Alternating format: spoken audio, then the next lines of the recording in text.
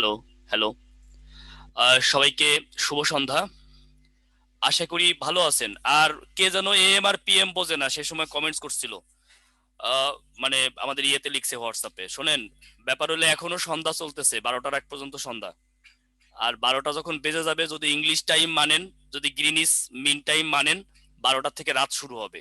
আর 12টা 1 মিনিটে হবে এম।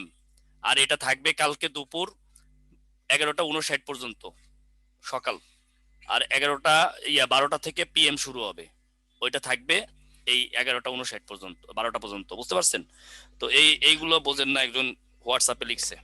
যাই হোক, প্রথমে থ্রেড দিয়ে ক্লাস শুরু করলাম, বুঝতেই পারছেন। আর এই ক্লাসের থেকে বিসিএস এ একটা প্রশ্ন আসবে, কনফার্ম। দুইটাও আসতে পারে, বুঝতে পেরেছেন? একটা, দুইটাও আসতে পারে। ওকে, খুবই গুরুত্বপূর্ণ ক্লাস। আসেন শুরু করি। থাকেন। আচ্ছা,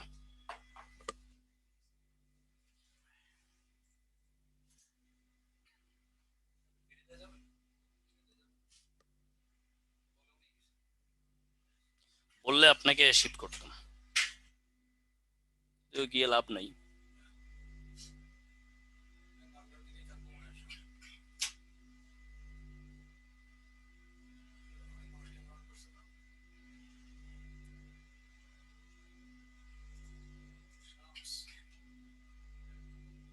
ওয়াও,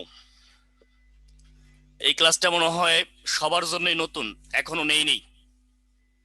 তো স্যার, আপনার সানগ্লাস, ও আচ্ছা, কি করবেন রে, আপনার গ্লাস কোথায় দিয়ে? আচ্ছা, এই যে পড়ে নিলাম। গ্লাসটা একটু স্ক্র্যাচ পড়ে গেছে, অপেক্ষা আছে কেউ কিনে দিবে। ঠিক আছে, আসেন। এখান থেকে প্রাইমারিতে একটা হতে পারে, সেটা নেটো পড়াবো, নেটো থেকে একটা প্রশ্ন হতে পারে, কিংবা ন্যাম থেকে হতে পারে। আর বাকিগুলো জেনে রাখেন, বলা তো যায় না। বুঝতে পেরেছেন কি হয়? ও ডক্টর সরোয়ার আছেন? আপনি কই ছিলেন এতদিন? ও মানে বিয়ে শাদী করে ফেলছে এর মধ্যে, এই কারণেই এতদিন অ্যাবসেন্ট। বুঝতে পেরেছি। এই, ভিডিও অন করছেন কে কে? করেন, সব করেন। আজকে সেই জমজমাট ক্লাস হবে, বুঝতে পারছেন? সেরকম ক্লাস হবে। ওকে, সিনায়ু যুদ্ধ আমরা লিখেছি, এর ইংরেজি হচ্ছে কোল্ড ওয়ার। আর এটাকে যদি আমরা আরো করি,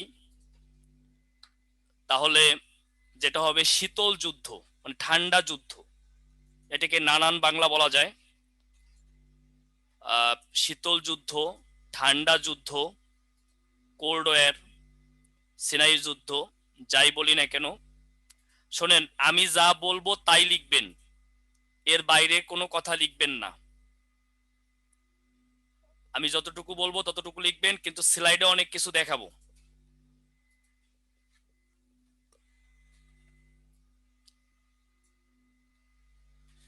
সিনাই যুদ্ধ, ইংরেজি কোল্ড ওয়ার, হচ্ছে দ্বিতীয় বিশ্বযুদ্ধ পরবর্তী সময়ে মার্কিন যুক্তরাষ্ট্র, তার মিত্রসমূহ এবং সোভিয়েত ইউনিয়ন ও তার মিত্রসমূহের মধ্যকার টানাপোড়েনের নাম। 1940-এর দশকের মাঝামাঝি থেকে 1980-র দশকের শেষ পর্যন্ত এর বিস্তৃতি ছিল। যাই হোক, এখানে অনেক কথা আছে, আপনারা লাগলে স্ক্রিনশট দেন, কিন্তু লিখবেন না। আমি যা বলবো তাই লিখবেন, এগুলো স্ক্রিনশট দেন। আমি যেগুলো বলবো সেগুলো লিখবেন।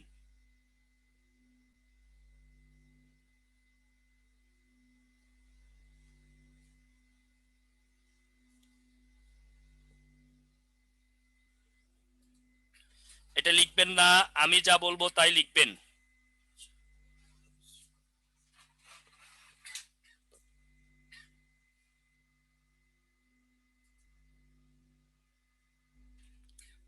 স্ক্রিনশট দেন, এগুলো নিয়ে আমি কথা বলবো না। দেখেন, সিনাই যুদ্ধের সময় যুক্তরাষ্ট্রের প্রধান প্রধান মিত্র ছিল যুক্তরাজ্য, ফ্রান্স, পশ্চিম জার্মানি, জাপান ও কানাডা। আর সোভিয়েত ইউনিয়নের পক্ষে ছিল পূর্ব ইউরোপের অনেক রাষ্ট্র, যেমন বুলগেরিয়া, চেকোস্লোভাকিয়া, হাঙ্গেরি, পোল্যান্ড, পূর্ব জার্মানি ও রোমানিয়া।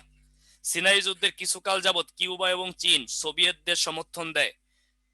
এখানে যে কথাগুলো আছে, এটা হচ্ছে ডিটেলস পড়ার জন্য, বিশেষ করে যদি লিখিত আপনি পড়তে চান, এগুলো খুব কাজে লাগবে। পিলির জন্য কাজে লাগবে না, আমি পিলির জন্য আপনাকে আলাদা করে নোট করাবো।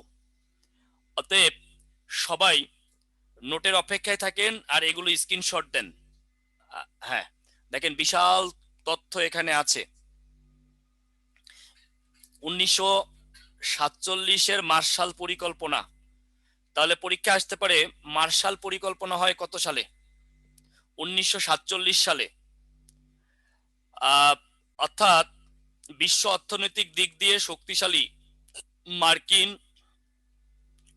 যুক্তরাষ্ট্র বিশ্বযুদ্ধের অব্যাহতির পরেই রুশ আধিপত্যবাদের বিনাশ সাধনে অগ্রসর হয় এবং উইনস্টন চার্চিলের ফাল্টন বক্তৃতা ও 1947-এর মার্শাল পরিকল্পনার মধ্য দিয়ে এই চেতনার বহিঃপ্রকাশ ঘটে। আমরা এটা পিলির জন্য একটা প্রশ্ন লিখে দিলাম। লিপম্যান নামক এক লিপম্যানের বক্তব্য এ প্রসঙ্গে অত্যন্ত তাৎপর্যপূর্ণ, কেননা তিনি তার কোল্ড ওয়ার, এই দ্য কোল্ড ওয়ার এই গ্রন্থটা লিখেছেন লিপম্যান। দ্য কোল্ড ওয়ার এই গ্রন্থটা লিখছে লিপম্যান, এটা প্লিজ জন্য মনে রাখতে হবে। এখন স্ক্রিনশট দেন, তাহলে আপনি এটাকে নোট রাখতে পারবেন। এখন স্ক্রিনশট দেন।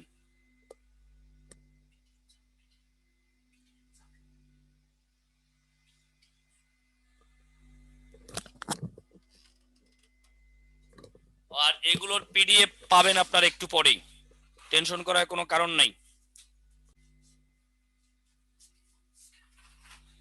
আমরা এখন লিখব কোল্ড ওয়ার কি, একটু লেখেন, কারণ আমি লেখাইলে আপনি খুব সহজ বাংলায় লিখতে পারবেন এবং বুঝবেন।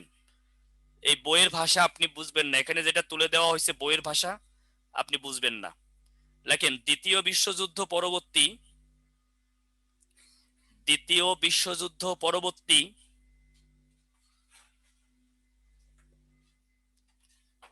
দ্বিতীয় বিশ্বযুদ্ধ পরবর্তী পৃথিবীর দুই পরাশক্তি যুক্তরাষ্ট্র ও সোভিয়েত ইউনিয়নের মধ্যে পৃথিবীর দুই পরাশক্তি যুক্তরাষ্ট্র ও সোভিয়েত ইউনিয়নের মধ্যে পৃথিবীর দুই পরাশক্তি যুক্তরাষ্ট্র ও সোভিয়েত ইউনিয়নের মধ্যে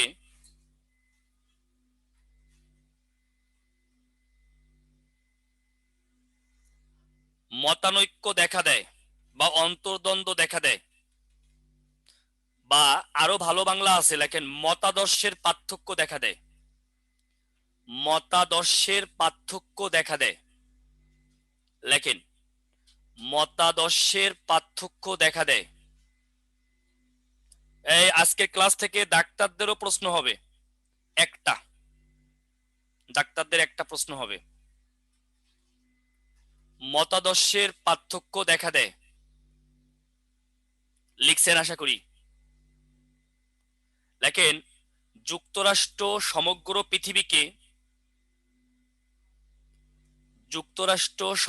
পৃথিবীকে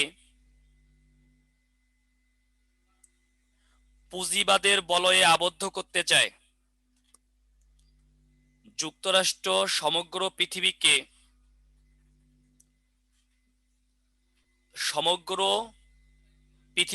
পুঁজিবাদের বলয়ে আবদ্ধ করতে চায়।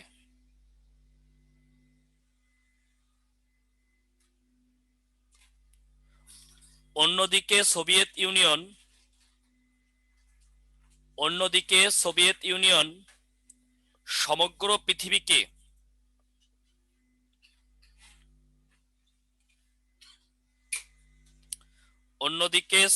ইউনিয়ন সমগ্র পৃথিবীকে সমাজতন্ত্রের বলয়ে আবদ্ধ করতে চায়।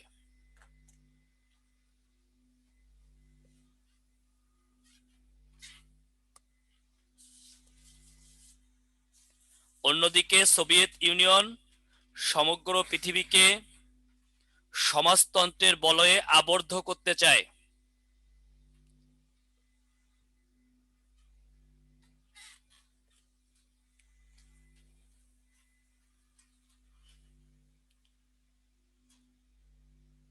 এর ফলে পৃথিবী দ্বিমেরুকরণে পরিণত হয়। এর ফলে পৃথিবী দ্বিমেরুকরণে পরিণত হয়। দ্বিমেরু মানে দুই মেরু। পৃথিবী দ্বিমেরুকরণে পরিণত হয়। এর ফলে পৃথিবী দ্বিমেরুকরণে পরিণত হয়। লেখেন, শুরু হয় এই দুই দেশের মধ্যে প্রতিযোগিতা। শুরু হয় এই দুই দেশের মধ্যে প্রতিযোগিতা। শুরু হয় এই দুই দেশের মধ্যে প্রতিযোগিতা।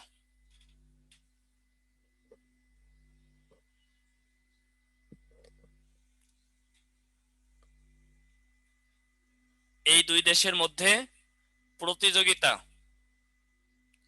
লেখেন, অস্ত্রের প্রতিযোগিতা,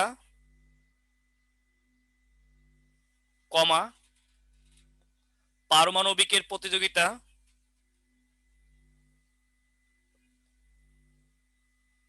অস্ত্রের প্রতিযোগিতা, পারমাণবিক প্রতিযোগিতা,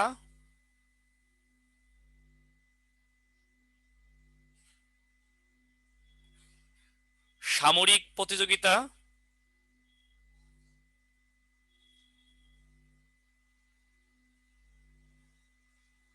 মহাকাশ জয়ের প্রতিযোগিতা,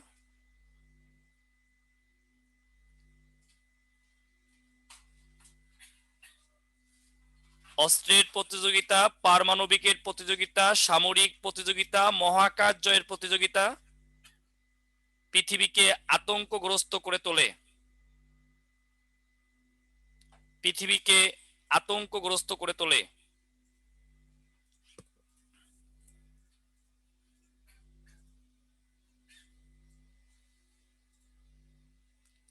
পৃথিবীকে আতঙ্কগ্রস্ত করে তোলে।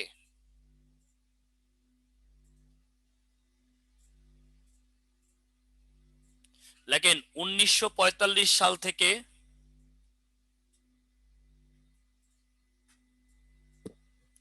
1991 সাল পর্যন্ত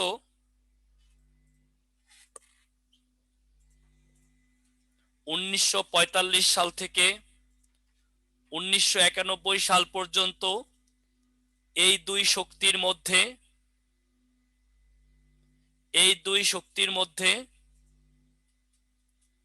রক্তপাতহীন এই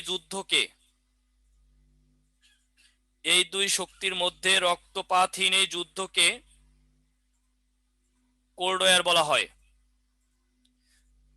এই দুই শক্তির মধ্যে রক্তপাতহীন এই যুদ্ধকে কোল্ড ওয়ার বলা হয়।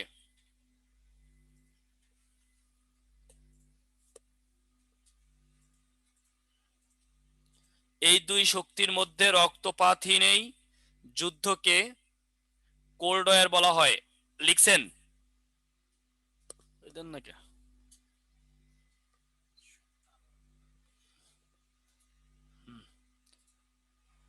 রক্তপাতহীন এই যুদ্ধকে কোল্ড ওয়ার বলা হয়। বলেন, লেখা শেষ? ওকে। বুঝতে পারছেন? মানে সবাই সিনারিও চাপে ভুগলো কিন্তু যুদ্ধ হইলো না। ও অস্ত্র বাড়ায়, ও অস্ত্র বাড়ায়, ও সামরিক শক্তি বাড়ায়, ও সামরিক শক্তি বাড়ায়, ও পারমাণবিক শক্তি বাড়ায়, ও পারমাণবিক শক্তি বাড়ায়, ও মহাকাশ জয় করে, ও মহাকাশের দিকে ধাবিত হয়। এই যে একটা অবাধ প্রতিযোগিতা, এই প্রতিযোগিতা পৃথিবীকে আতঙ্কগ্রস্ত করে তোলে। হ্যাঁ, 1991 কিভাবে বন্ধ হলো এর জন্য একটু অপেক্ষা করতে হবে ভাইয়া। এখন লেখেন, সিনাই যুদ্ধের ফলাফল। লেখেন, সিনাই যুদ্ধের অবসান, ফলাফল না, সরি, সিনাই যুদ্ধের অবসান।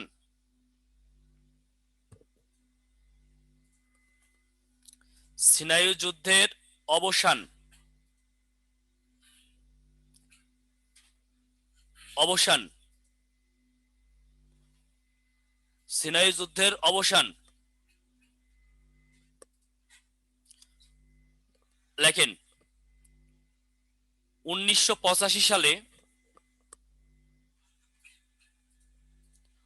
1985 সালে সোভিয়েত ইউনিয়নের প্রেসিডেন্ট হয় 1985 সালে সোভিয়েত ইউনিয়নের প্রেসিডেন্ট হয়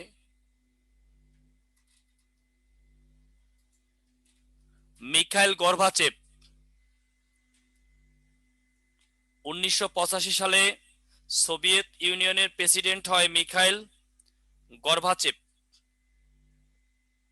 শোনেন, এই সময় সোভিয়েত ইউনিয়নের কোনো বাক স্বাধীনতা ছিল না, আলোচনার কোনো সুযোগ ছিল না বিভিন্ন স্টেটগুলোর, যার কারণে তারা এক প্রকার বাকরুদ্ধ হয়েছিল। কিন্তু এই মিখাইল গর্বাচেভ ক্ষমতায় আসার পর সে দুইটা নীতি প্রবর্তন করে। তাহলে লিখছেন 1985 সালে সোভিয়েত ইউনিয়নের প্রেসিডেন্ট হয় কে? Mikhail Gorbachev. লেখেন তিনি দুইটি নীতি প্রবর্তন করেন। এক,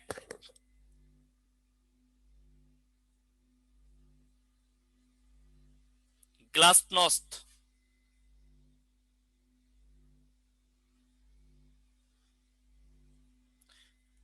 খোলামেলা আলোচনা।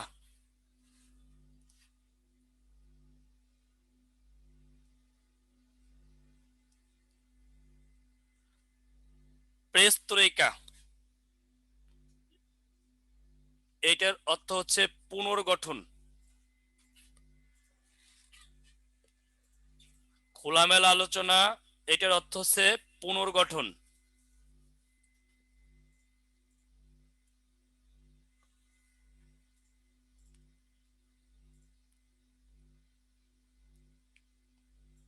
একটা হচ্ছে, এই দুইটাই কিন্তু পরীক্ষায় আসছে। গ্লাসনস্ট এর অর্থ হচ্ছে খোলামেলা আলোচনা, আর পেরেস্ত্রোইকা হচ্ছে পুনর্গঠন। মানে মিখাইল গর্বাচেভ সুযোগ দিল খোলামেলা আলোচনার। এই যে সবাই আলোচনার টেবিলে বসতে গিয়ে স্টেটগুলো যে এলোমেলো হয়ে গেল, এটাকে আর সাজাতে পারলো না, পুনর্গঠন করতে পারলো না, যার কারণে সোভিয়েত ইউনিয়ন ভেঙে গেল। আর এই সোভিয়েত ইউনিয়ন ভেঙে যাওয়াটাই হচ্ছে সিনাই যুদ্ধের অবসান। লেখেন এই দুইটি নীতির ভিত্তিতে, এই দুইটি নীতির ভিত্তিতে, এই দুইটি নীতির ভিত্তিতে 1991 সালে 1991 সালে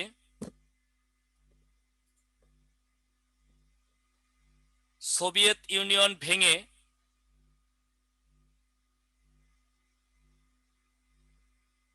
এই দুইটি নীতির ভিত্তিতে 1991 সালে সোভিয়েত ইউনিয়ন ভেঙে 15টি রাষ্ট্র গঠিত হয়।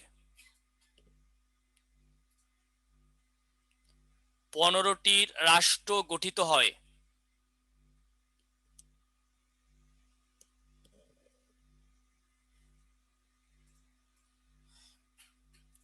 কয়টা রাষ্ট্র? 15টা। এর ফলে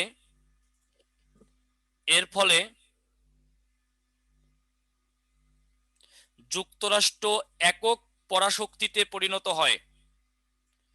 এর ফলে যুক্তরাষ্ট্র একক পরাশক্তিতে পরিণত হয়। এখন বলেন কার কি প্রশ্ন আছে? এটি হলো সিনাই যুদ্ধের অবসান। এটাই হলো সিনাই যুদ্ধের অবসান। এখন কার কি প্রশ্ন আছে বলেন?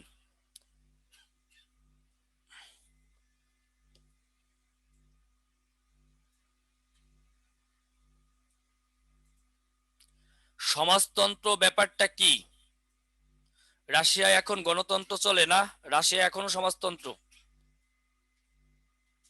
সমাজতন্ত্র হচ্ছে কমিউনিজমের পরবর্তী ধাপ। এখানে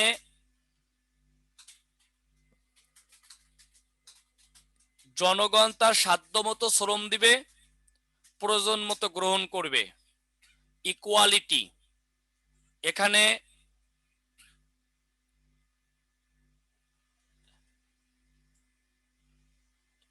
কলকারখানা, ইন্ডাস্ট্রি এগুলো ব্যক্তি মালিকানায় থাকবে না, এটা সরকারি মালিকানায় থাকবে। আমাদের যেমন ব্যক্তিগত সম্পদ, রাষ্ট্রীয় সম্পদ, তারপরে সমবায় মালিকানা, এগুলো এরকম থাকে না। এজন্য ব্যক্তির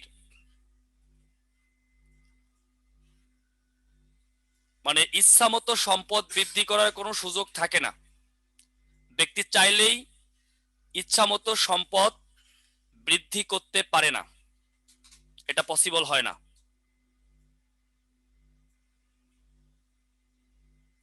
এই কারণে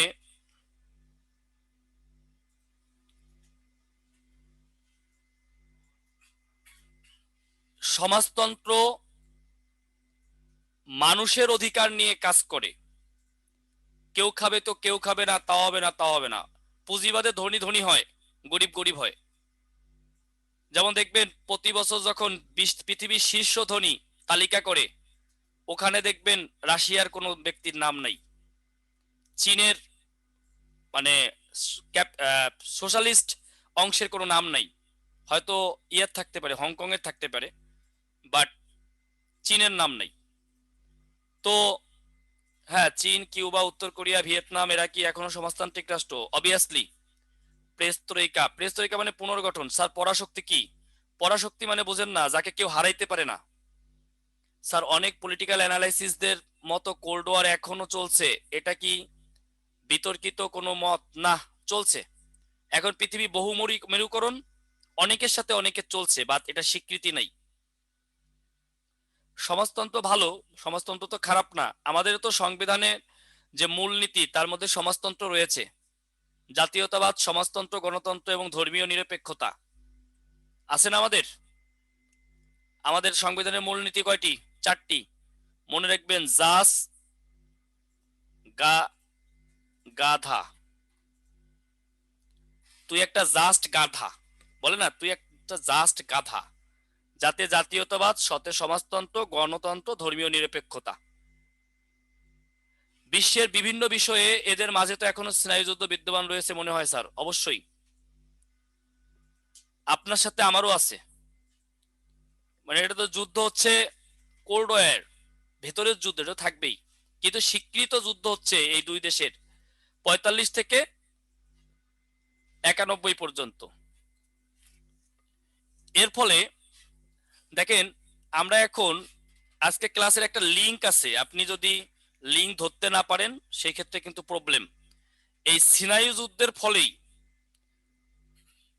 যুক্তরাষ্ট্র ন্যাটো গঠন করে, অর্থাৎ এই সোভিয়েত ইউনিয়নকে থামানোর জন্য সে একটা সামরিক জোট করে। এই সামরিক জোটের নাম হচ্ছে ন্যাটো।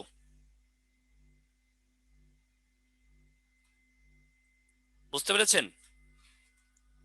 এই ভেদোসি জাস্ট গাধা কেন বলছি বুঝেন নাই? আমাদের সংবিধানের মূলনীতি 4টি, ওটা শর্টকাট টেকনিকে বুঝাইছি। যাতে জাতীয়তাবাদ, সাথে সমাজতন্ত্র, গতে গণতন্ত্র, আর ধতে ধর্মীয় নিরপেক্ষতা।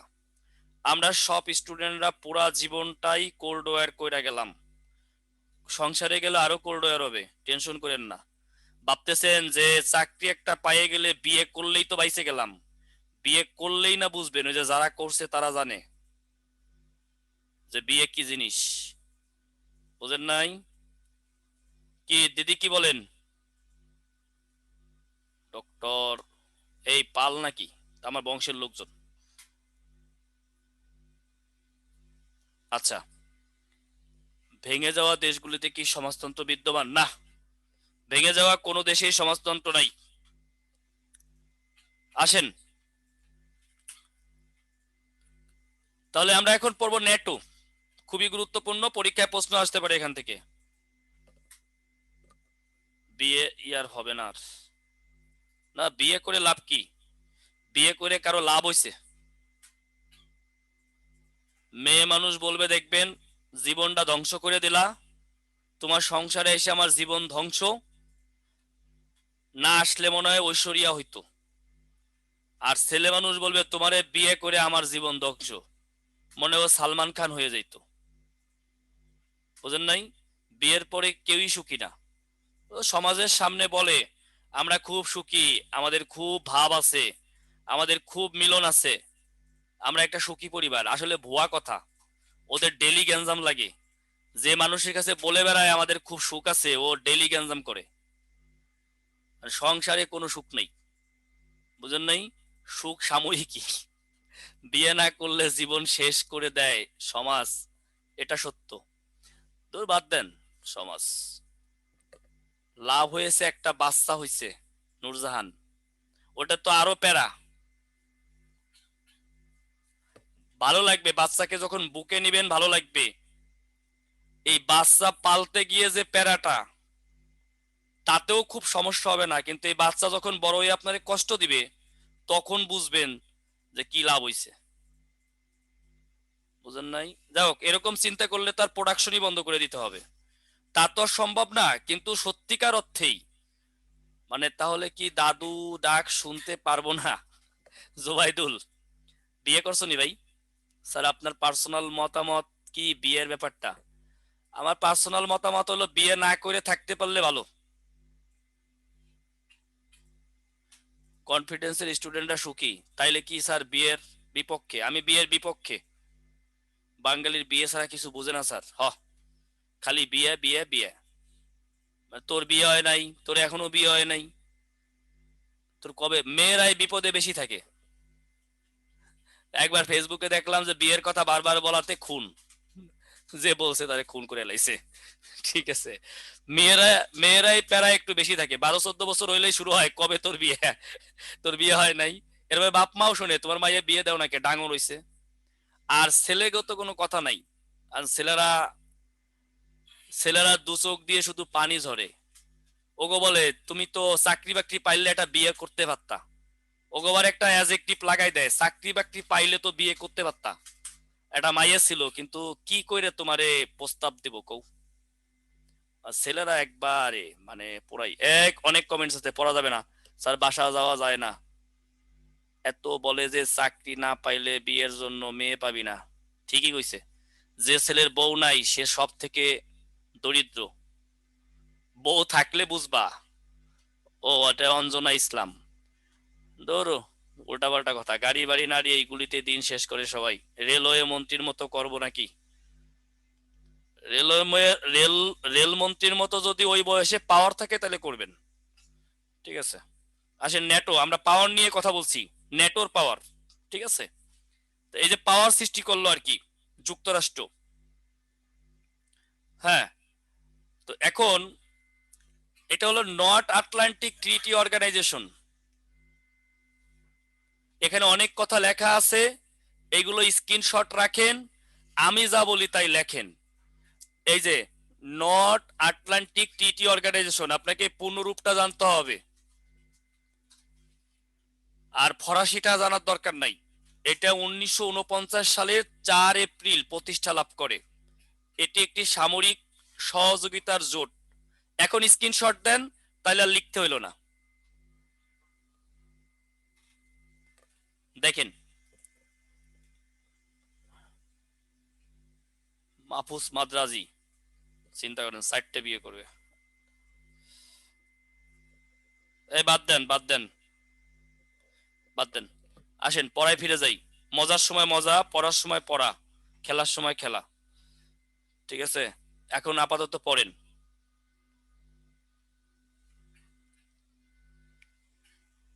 দেখেন, এই কয়টা লাইন গুরুত্বপূর্ণ নেটো থেকে।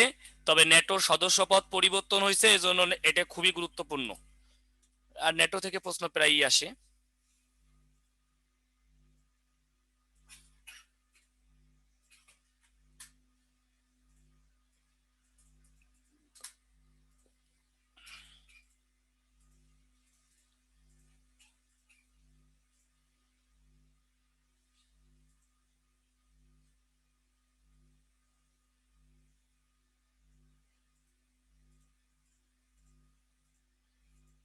এই হয়েছে।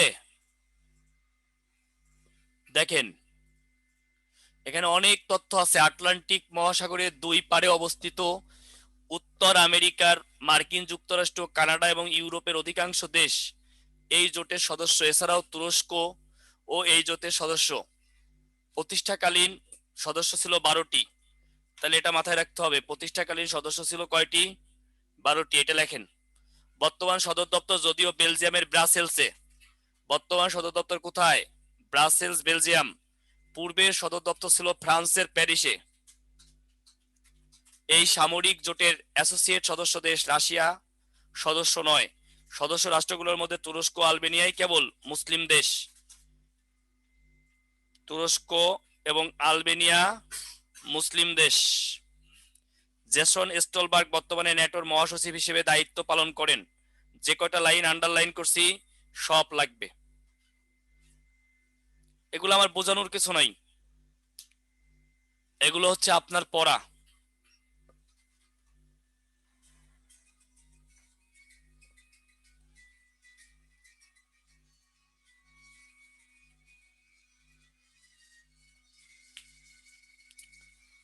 এরপরে অর্গানাইজেশন পড়াবো একবারে 12টা করে, প্রায় 80টা অর্গানাইজেশন পড়াই দেবো টেকনিকের সাথে। প্রতিষ্ঠা সাল, সদর দপ্তর, এগুলো টেকনিক দিয়ে পড়াই দিব এবং মগজে ঢুকাই দিব আজীবনের জন্য, ভুলবেন না। বুঝতে পেরেছেন? বর্তমান সদস্য পরে লেখেন, একটু অপেক্ষা করেন। প্রতিষ্ঠা সাল এবং সদর দপ্তর এগুলো মুখস্থ করে দেবো, এগুলো নিয়ে কারো টেনশন করার দরকার নাই। আর এখন যে ক্লাসগুলো হবে সব ক্লাসেই পরীক্ষায় প্রশ্ন পাবেন। আমি বলে দেবো এই ক্লাসে এই কয় মার্ক পাবেন, বলে দিব। এইটুকু লেখা হয়েছে। জেসন স্টলবার্গ, এই বুঝছেন? অর্গানাইজেশন নিয়ে টেনশন করেন কেউ? প্রতিষ্ঠান পড়া নিয়ে কেউ টেনশন করেন? কেন করেন? আমি থাকতে কেন করেন?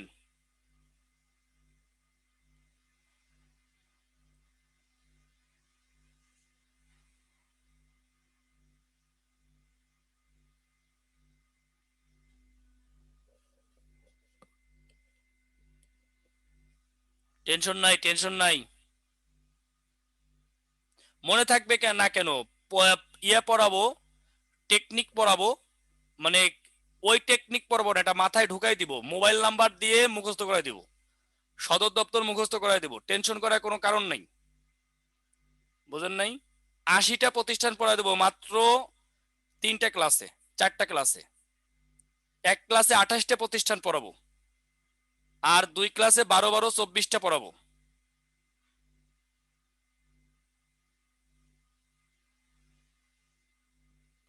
ওকে, টেনশন করেন না। আসেন,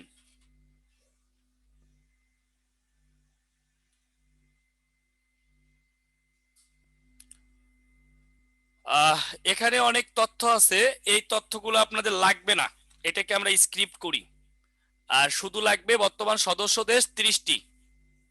লেখেন, বর্তমান সদস্য দেশ 30টি। এটা ডাক্তারদের আসছিল 39-এ, তখন 29টি ছিল, এখন সদস্য 30টি। আর ডাক্তারদের 39-এর পরীক্ষা হওয়ার কিছুদিন আগে 28টা ছিল, পরীক্ষা হওয়ার কিছুদিন আগে 29 হয়ে যায়, এজন্য আসছিল। এবার 30 হয়েছে।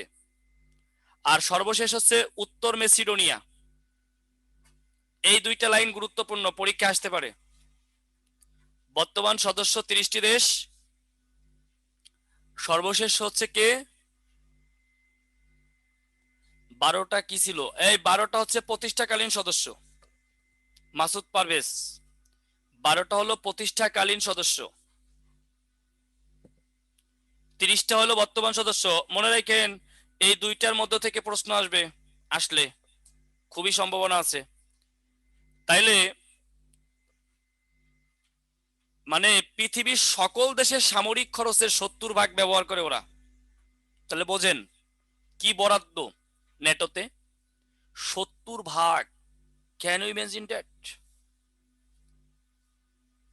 70%। যাই হোক, ওটাও পরীক্ষায় আসবে না। উদ্দেশ্য বুঝতেই পারতেছেন, উদ্দেশ্য নিয়ে আর কথা বলবো না। আচ্ছা কিছু কথা বলি তাইলে। দেখেন,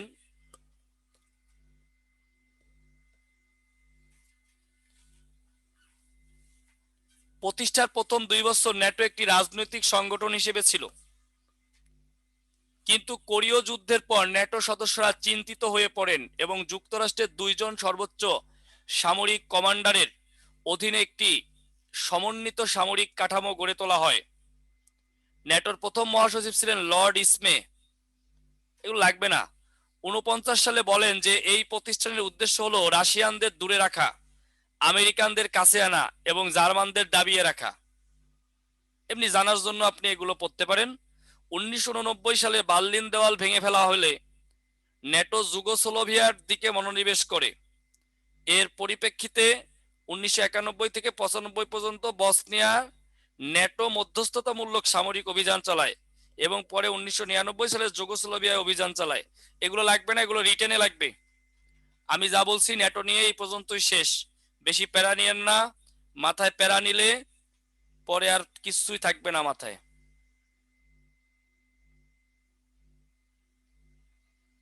এখানে সদস্য দেশগুলো আছে, এগুলো আমাদের দরকার না। জাস্ট আসবে না যে কোনটি ন্যাটো সদস্য কোনটি ন্যাটো সদস্য না, এগুলো আসবে না। আর আসতে পারে কোনটি মুসলিম দেশ, যেমন এখানে তুরস্ক হলো এশিয়ার দেশ এবং মুসলিম দেশ। আর আলবেনিয়া, কই গেলি তুই, এই যে এই 2টা মুসলিম দেশ। এখন প্রশ্ন হইতে পারে ন্যাটোর মুসলিম দেশ কোনটি, আবার হইতে পারে ন্যাটোভুক্ত এশিয়ার দেশ কোনটি। তাহলে ন্যাটোভুক্ত এশিয়ার দেশ তুরস্ক হয়ে গেল, একমাত্র এশিয়ার দেশ তুরস্ক। বর্তমানে কোন কাজ করছে এমন কোন উদাহরণ আছে স্যার? অবশ্যই আছে, অবশ্যই আছে। এই যে ন্যাটো কথা বললো আর্মেনিয়া আজারবাইজান দ্বন্দ্বে, এবং তাদের সামরিক অভিযান অব্যাহত, তাদের ঘাঁটিগুলো অব্যাহত আছে। যেহেতু কোনো ক্রাইসিস নাই এজন্য কাজও নাই, বাট শক্তি চলমান। ওকে, এই গেল ন্যাটো। এগুলো কিন্তু সিনাই যুদ্ধেরই ভেতরকার ঘটনা। মানে যুক্তরাষ্ট্র রাশিয়াকে দাবিয়ে রাখার জন্য গঠন করলো ন্যাটো। একটু দেখতে পারেন,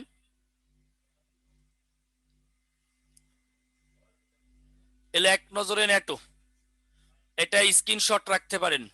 এগুলো উইকিপিডিয়ার, আমার কোনো ক্রেডিট নাই, আপনি সার্চ দিলে এরকম পাবেন।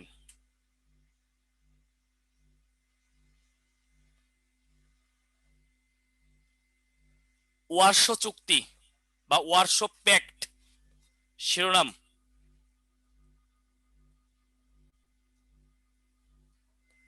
মানে ওয়ারশো ট্রিটি বা ওয়ারশো প্যাক্ট বা চুক্তি।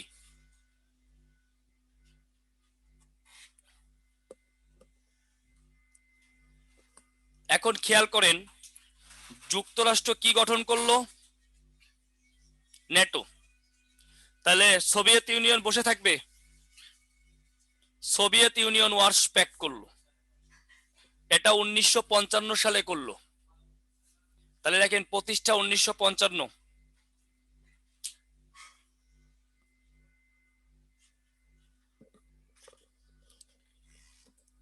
প্রতিষ্ঠা 1955। সদর দপ্তর ওয়াশ, পোল্যান্ড।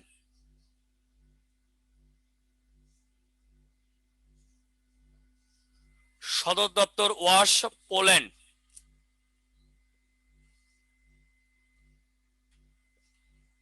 সদস্য দেশ ছিল 8টি, সদস্য দেশ ছিল 8টি। এটি সোভিয়েত ইউনিয়ন কর্তৃক প্রতিষ্ঠিত, এটি সোভিয়েত ইউনিয়ন কর্তৃক নেটোর বিরুদ্ধে প্রতিষ্ঠিত। কমে কন আগে। নাজমুল হোসেন। আমরা লিঙ্ক আপ করে পড়াচ্ছি, দেখেন আমরা তো 1991 সালেও ঘুরে আসছি, তাই না? যেটার সাথে যেটা লিঙ্ক আমরা ওইভাবে পড়াচ্ছি। একটু অস্থির হয়েন না, স্থির থাকেন, এটা রিকোয়েস্ট।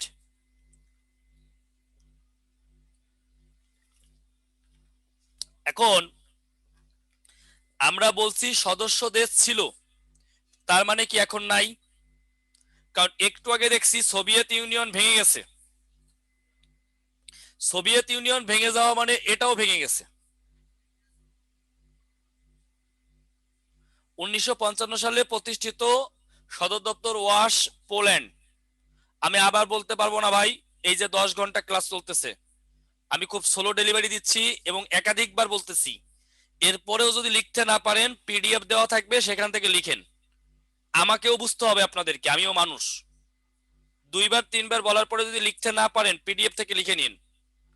এবং আমি স্পিডলি বলতেছি না, যারা আমাকে অফলাইনে ছিলেন তারা জানেন আমি কি স্পিডলি কথা বলি। এখানে আছেন অফলাইনের কোন স্টুডেন্ট আছেন আমার? অফলাইনের কেউ আছেন আমার? অনেকেই আছে। আমি অফলাইনে ক্লাস নেই, সংগঠন বেশি পড়াই এবং মানচিত্র বেশি পড়াই, জানেন, বিভিন্ন টেকনিক দিয়ে পড়াই। আপনাদের এখন পর্যন্ত কোনো সেই ধরনের ক্লাস নেই। শুধু মানচিত্র মানচিত্র পড়াইছি, পৃথিবী চিনাইছি। এখন নাম্বার পাওয়ার, অর্থাৎ অফলাইনে যে ক্লাসগুলো নিতাম এখন এইগুলো নিব।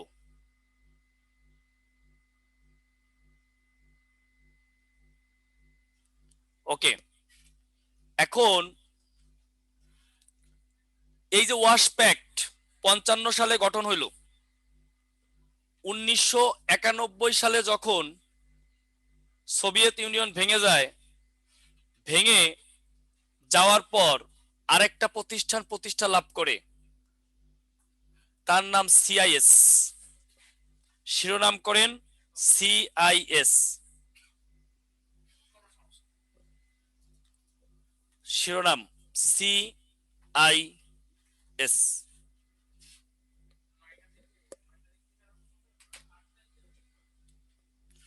কমনওয়েলথ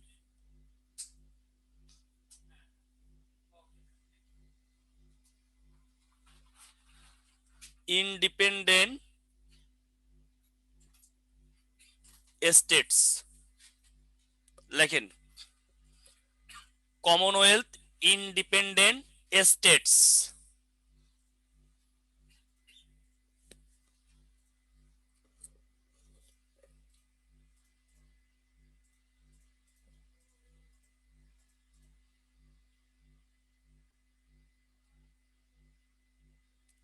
লেখেন প্রতিষ্ঠা 1991।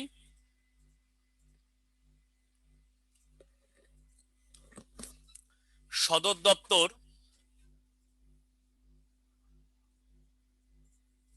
Minsk, Belarus. Minsk, Belarus.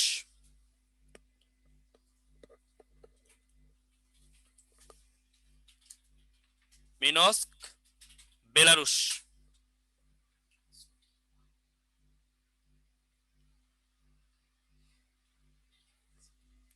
Minsk, Belarus লিখছেন?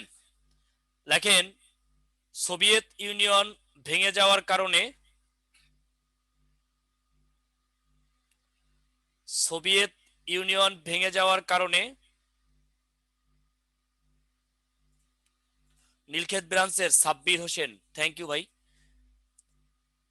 সোভিয়েত ইউনিয়ন ভেঙে যাওয়ার কারণে ওয়াশ প্যাক্ট বন্ধ হয়ে যায় এবং এই প্রতিষ্ঠানটি প্রতিষ্ঠা লাভ করে। সোভিয়েত ইউনিয়ন ভেঙে যাওয়ার কারণে ওয়াশ প্যাক্ট বন্ধ হয়ে যায় এবং এই প্রতিষ্ঠানটি প্রতিষ্ঠা লাভ করে।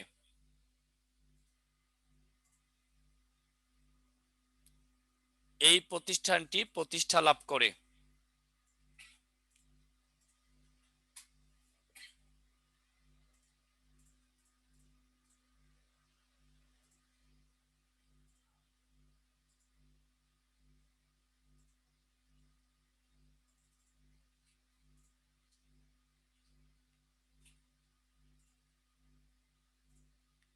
লেখেন সদস্য দেশ 11টি। আচ্ছা, তাহলে আমরা একটু মানসিকতায় যদি কোল্ড ওয়ারের মধ্যে থাকি তাইলে জানতে পড়তে সুবিধা হবে।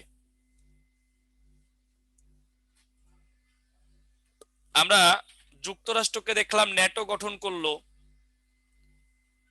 শোনেন, যারা ন্যাটো গঠন করেছিল ওদেরকে বলা হয় ফার্স্ট ওয়ার্ল্ড। আপনি শুনেন না first world, second world, third world, শুনেন কিনা এই কথাগুলো? প্রতিষ্ঠা সন আরেকবার, এই ভাই 1991 সাল। First world, second world, third world, এই কথাগুলো শোনেন না?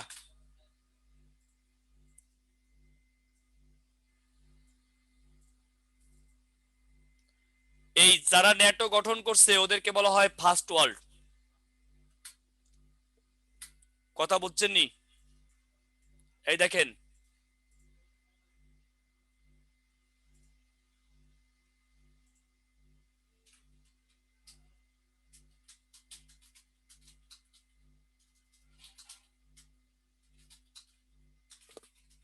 যাই হোক, পিছনে যাচ্ছি। আর আমরা একটু পরে দেখছি ওয়াশ প্যাক্ট, ন্যাটোর পরে দেখেছি ওয়াশ প্যাক্ট। একটু সোলো পড়াচ্ছি কারণ প্রশ্ন আসবে। 12টা, 12টা, 30টা না, 12টা। First world.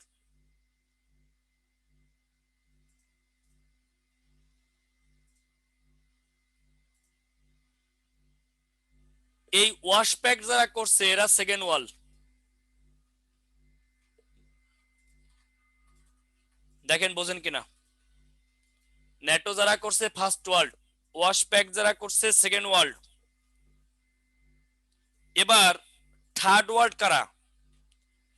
কেউ কেউ চলে গেল ন্যাটোর দিকে, কেউ কেউ চলে গেল ওয়াশ প্যাক্টের দিকে, আবার কেউ মনে করলো আমরা নিরপেক্ষ থাকব।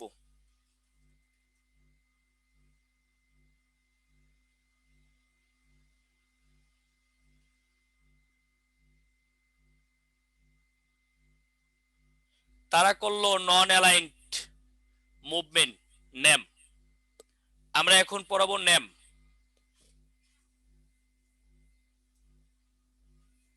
নন অ্যালাইন্ড মুভমেন্ট। এরা নিরপেক্ষ ভূমিকা পালন করলো, এদেরকে বলা হয় থার্ড ওয়ার্ল্ড।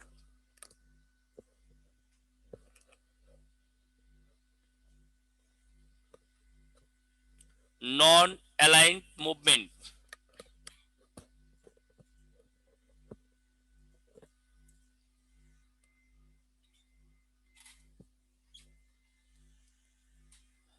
নন অ্যালাইন্ড মুভমেন্ট, ন্যাম।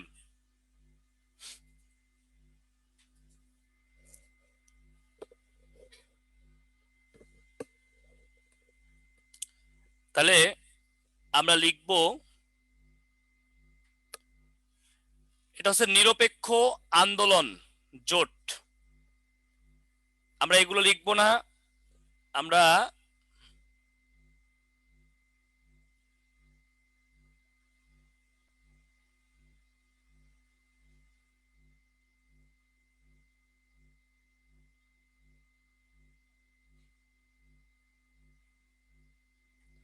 এই জায়গাটুকু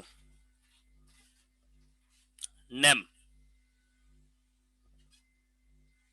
হ্যাঁ, অভিজিৎ রায়।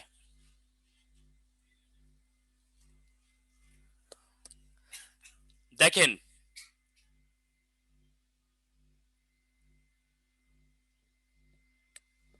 লেখেন প্রতিষ্ঠা। শোনেন, এখানে একটু কথা আছে, আমি যেভাবে বলি এভাবে লেখেন। লেখেন ন্যাম গঠনের জন্য, ন্যাম গঠনের জন্য 1955 সালে, ন্যাম গঠনের জন্য 1955 সালে ইন্দোনেশিয়ার বান্দুংয়ে, ইন্দোনেশিয়ার বান্দুং ন্যাম গঠনের জন্য 1955 সালে ইন্দোনেশিয়ার বান্দুংয়ে 5টি রাষ্ট্রের রাষ্ট্রপ্রধান মিলিত হন।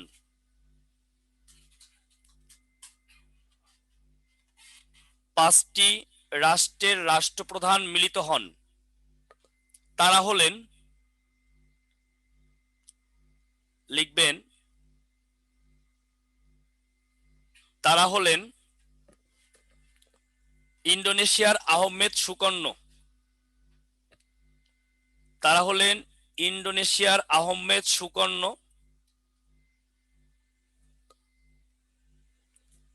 তারা হলেন ইন্দোনেশিয়ার আহমেদ সুকর্ণ। তারপরে লিখবেন ভারতের জওহরলাল নেহেরু। ভারতের জওহরলাল নেহেরু। ভারতের জওহরলাল নেহেরু।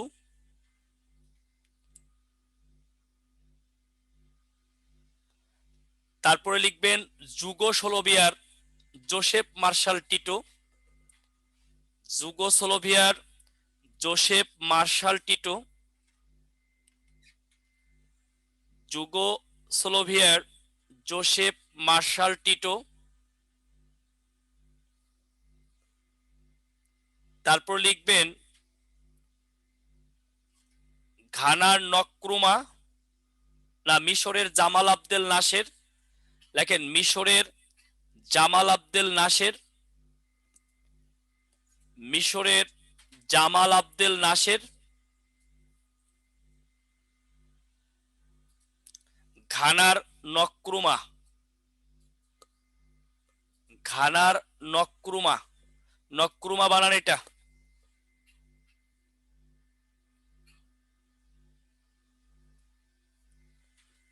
ঘানার নক্রুমা। আমি বলছি, মিলিয়ে নেন। ইন্দোনেশিয়ার আহমেদ সুকর্ণ, ভারতের জওহরলাল নেহেরু, মিশরের জামাল আবদেল নাসের, ঘানার নক্রুমা, আর যুগোস্লোভিয়ার জোসেফ মার্শাল টিটো। এই 5 জন। লেখেন তারা যে নীতি গ্রহণ করেন তাকে পঞ্চশীল নীতি বলা হয়।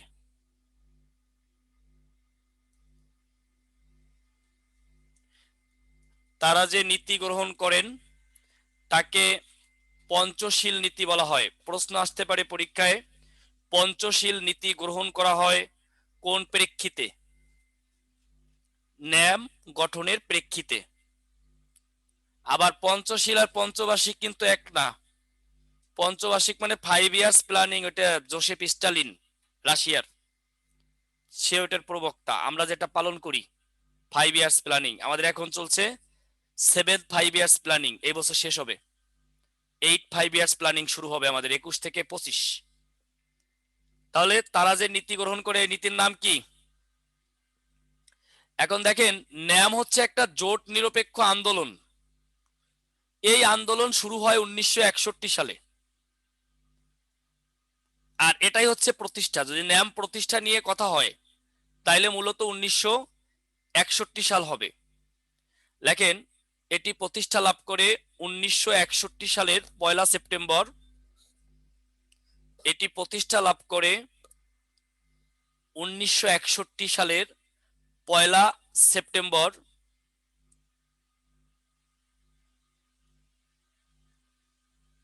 যুগোস্লোভিয়ার বেলগ্রেডে। এখন যুগোস্লোভিয়া নাই। যুগোস্লোভিয়ার বেলগ্রেডে।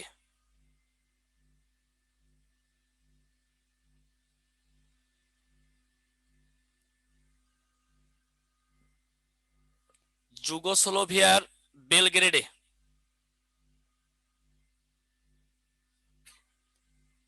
এটাই যদি পরীক্ষায় আসে, ন্যাম গঠিত হয় কত সালে? 1961 সালে। কোথায় গঠিত হয়? যুগোস্লোভিয়ার বেলগ্রেডে। যদি আসে প্রথম আন্দোলন ন্যামের কবে হয়, তাইলেও 1961 সালে যুগোস্লোভিয়ার বেলগ্রেডে। আর যদি আসে সদর দপ্তর কোথায়, তাইলে যেন ভুলে আবার বেলগ্রেড দিয়েন না, লেখেন সদর দপ্তর নাই, সদর দপ্তর নাই।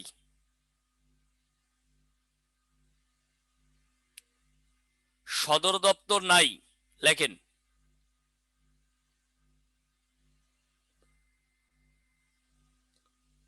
ন্যামের সদর দপ্তর নাই। বর্তমান সদস্য দেশ 120টি।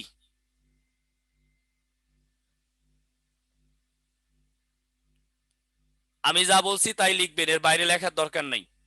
বর্তমান সদস্য দেশ 120টি।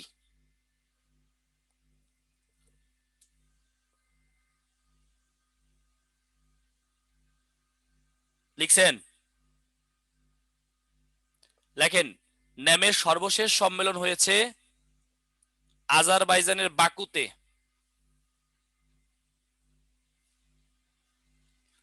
যুগোস্লোভিয়া ভেঙে 7টা দেশ হয়েছে। নাইম শেখ। 3টা কোন দেশ ভাঙ্গে হয় নাই। চেকোস্লোভাকিয়া ভেঙে 2টা হয়েছে, আর এটা ভেঙে 7টা হয়েছে।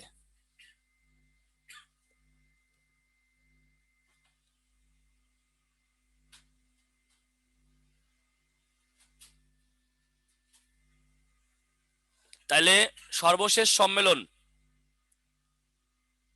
আজারবাইজানের বাকুতে হয়, এটা ছিল 18তম সম্মেলন।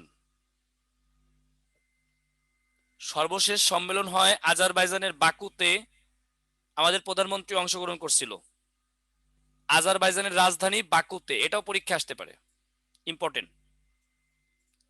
তাইলে আমরা first world, second world, third ওয়ার্ল্ডের কাণ্ড কারখানা দেখলাম। চলতেছে সিনারি যুদ্ধ কিন্তু এখনো, কোল্ড ওয়ার কিন্তু এখনো চলতেছে। এই মিশেল, বুঝতে পারছেন? একটু পরে মিশেল গাইন দিয়ে ফাটাফাটি হবে। 18তম নুসরাত।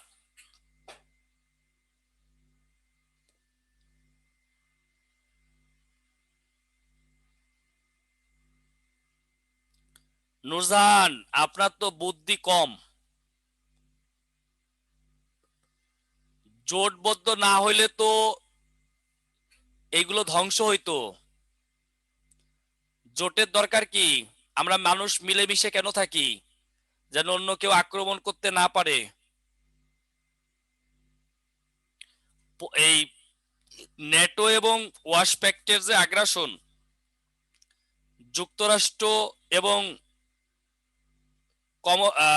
সোভিয়েত ইউনিয়নের যে আগ্রাসন, এই আগ্রাসনকে প্রতিহত করার জন্য এক হইতে হইছে। আপনি দেখবেন বাঘ হরিণ শিকার করে, যতক্ষণ পর্যন্ত হরিণ দলে থাকে, ঝাঁকে থাকে, ততক্ষণ পর্যন্ত ধাওয়াইতে থাকে। বাঘের হরিণের পালে ধাওয়া দেওয়ার কারণটাই হচ্ছে একটা হরিণকে বিচ্ছিন্ন করা। ওই যেটা বিচ্ছিন্ন হয়ে যায় ওটা শিকার হয়। না হলে কিন্তু হরিণের সাথে পারার কথা না বাঘের, কারণ হরিণের লাভ আর বাঘের লাভ তো আপনারা জানেন। এই জন্য বিচ্ছিন্ন হওয়া যাবে না। আপনারা যারা এক ঘরে হয়ে থাকতে চান, একা একা থাকতে চান, ভুল। বিচ্ছিন্ন হইলে হবে না, আপনাকে টিকে থাকার লড়াই করতে হবে। কমনওয়েলথ অফ নেশনস, আমরা এখন লিখব হচ্ছে কমনওয়েলথ।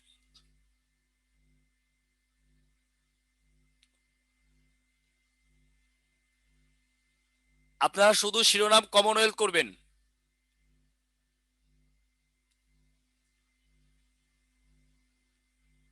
লিখবেন প্রতিষ্ঠা, এই বোর্ডের কিছুই লিখবেন না, লিখবেন প্রতিষ্ঠা 1955 সাল। লিখবেন প্রতিষ্ঠা 1955 সাল। সদর দপ্তর মালবোরো হাউস,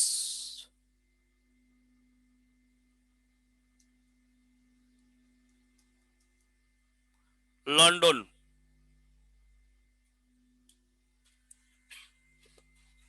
সদর দপ্তর মালবোরো হাউস, লন্ডন।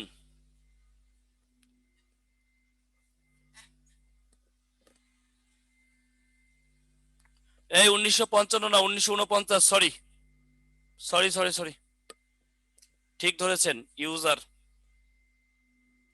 1949। আমি আনকনসিয়াসলি বলে ফেলছি।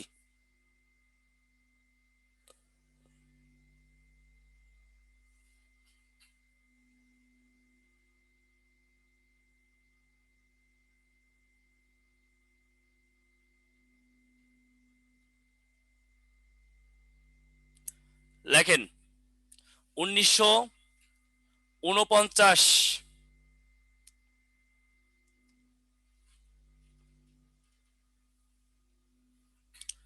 এখানে একটা সাল আছে, এটা হলো বেলফোর ঘোষণা।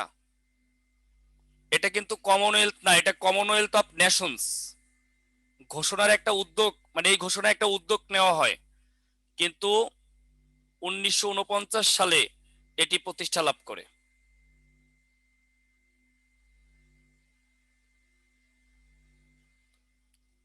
সদর দপ্তর মালবোরো হাউস, লন্ডন। আগেই বলছি। সদস্য দেশ বর্তমান 54টি। আর সর্বশেষ হচ্ছে রুয়ান্ডা, আফ্রিকার দেশ। সর্বশেষ রুয়ান্ডা, আফ্রিকার দেশ।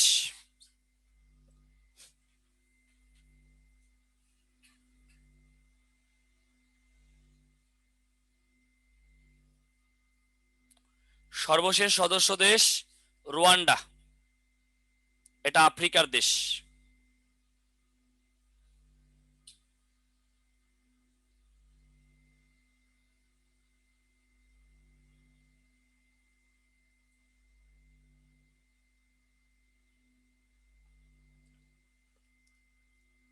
এখন কমনওয়েলথ কেন করলো?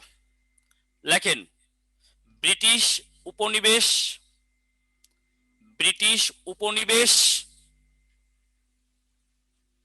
যারা ছিল,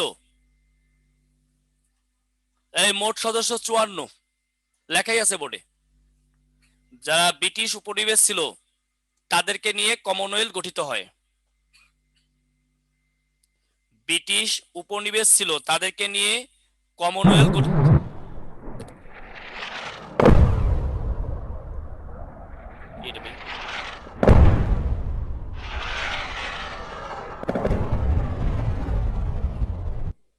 যুদ্ধ শুরু হয় 15 মে 1948 থেকে। এই ব্রিটিশ হঠাৎ করে স্লাইড চেঞ্জ হয়েছে তো আমি কেঁপে উঠছি আর কি। যেভাবে বোম মারছে, এটা যদি সীমার মাথায় যেয়ে লাগতো কি যে হইতো। ব্রিটিশ উপনিবেশ ভুক্ত দেশগুলি নিয়ে এটি প্রতিষ্ঠা লাভ করে, তাই না? আচ্ছা, লেখেন ব্রিটিশ উপনিবেশ ছিল কিন্তু কমনওয়েলথের সদস্য নয়। পয়েন্ট করে লেখেন ব্রিটিশ উপনিবেশ ছিল কিন্তু কমনওয়েলথের সদস্য নয়, যুক্তরাষ্ট্র।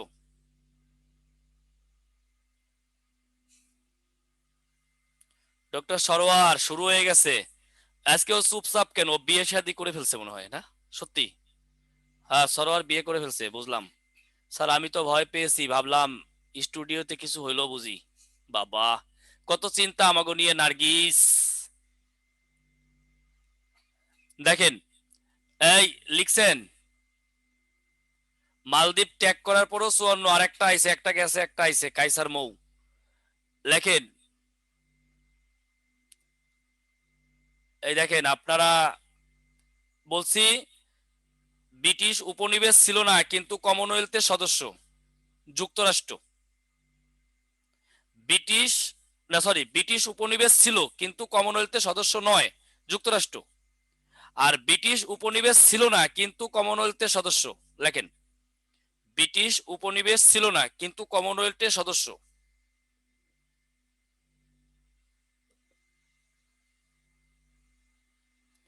ব্রিটিশ উপনিবেশ ছিল না কিন্তু কমনওয়েলথের সদস্য।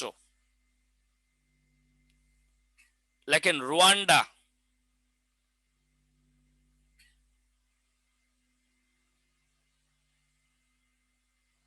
গাম্বিয়া,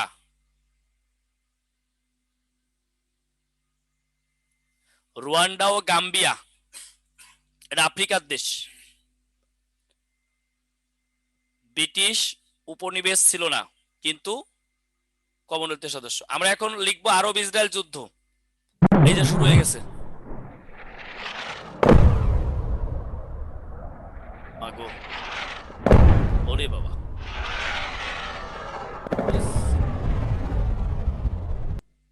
যুদ্ধ শুরু হয় 15 মে 1948 থেকে।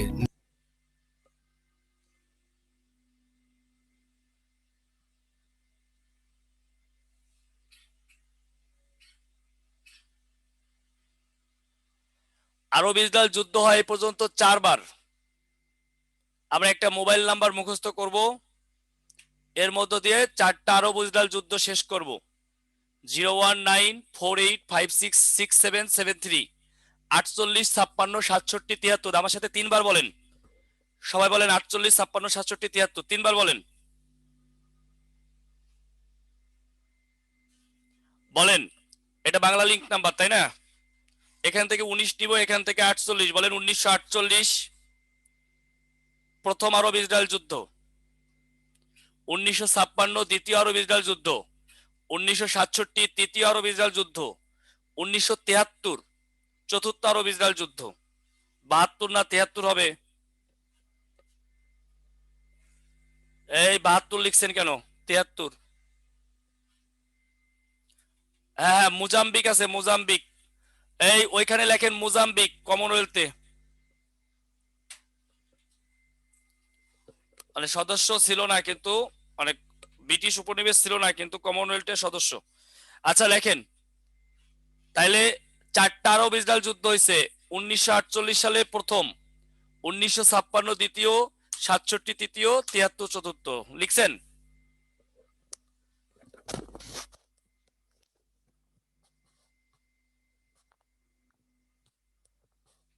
বাংলাদেশ 1972 সালে সদস্যপদ লাভ করে 32তম দেশ হিসেবে। লিখবেন? লিখতে পারেন। কমনওয়েলথ আর একটা লাইন লেখেন তাহলে।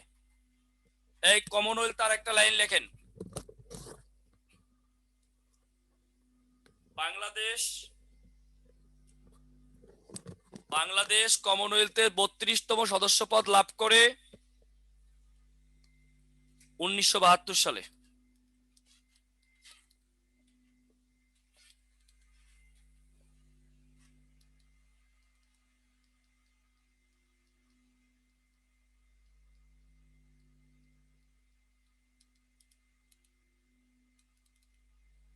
এখন শিরোনাম করেন প্রথম আরব ইসরায়েল যুদ্ধ। প্রথম আরব ইসরায়েল যুদ্ধ।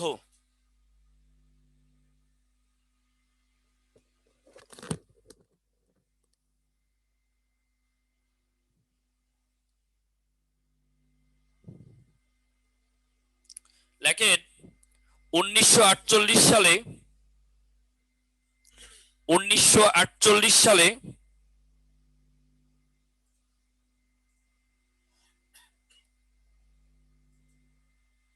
ইসরায়েল স্বাধীনতা লাভ করলে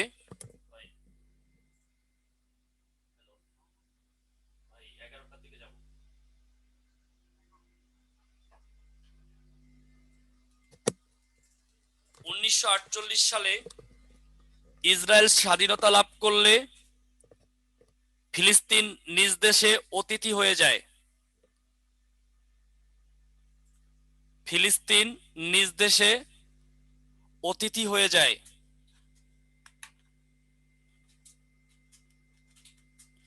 এই কারণে এই যুদ্ধ সৃষ্টি হয়।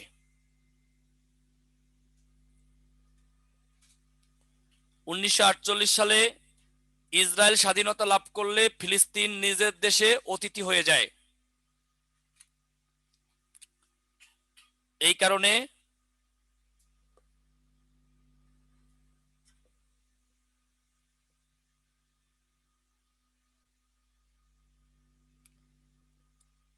এই যুদ্ধ শুরু হয়। এই যুদ্ধে আরব দেশগুলো হেরে যায়। এই যুদ্ধে আরব দেশগুলো হেরে যায়।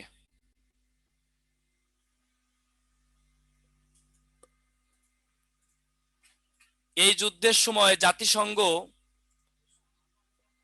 এই যুদ্ধের সময় জাতিসংঘ তার শান্তিরক্ষা মিশনের কার্যক্রম শুরু করে। এই যুদ্ধে সৈন্য প্রেরণের মাধ্যমে জাতিসংঘ শান্তি রক্ষা মিশনের কার্যক্রম শুরু করে। এই যুদ্ধের মাধ্যমে জাতিসংঘ শান্তি রক্ষা মিশনের কার্যক্রম শুরু করে।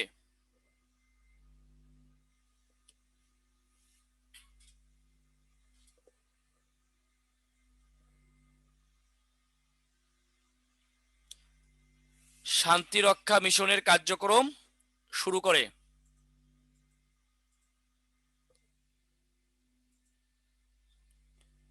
লিখবেন দ্বিতীয় আরব ইসরায়েল যুদ্ধ, সেকেন্ড,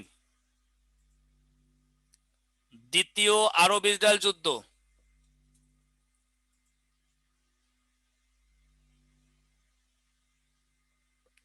লেখেন 1956 সালে মিশর সুয়েজ খালকে জাতীয়করণ করলে, ওটার ইয়া করে দেন, ক্লোজ করে দেন। হ্যাঁ হ্যাঁ, আরেকটা অ্যাড করেন। 1956 সালে মিশর সুয়েজ খালকে জাতীয়করণ করলে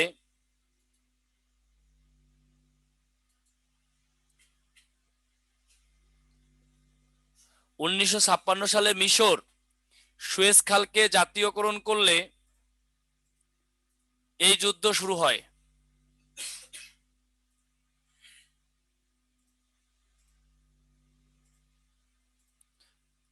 এই যুদ্ধে রাশিয়া মিশরকে সমর্থন দিলে,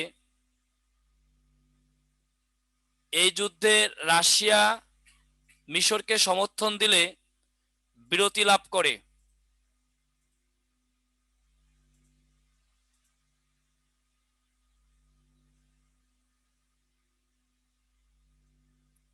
এই যুদ্ধে রাশিয়া মিশরকে সমর্থন দিলে বিরতি লাভ করে।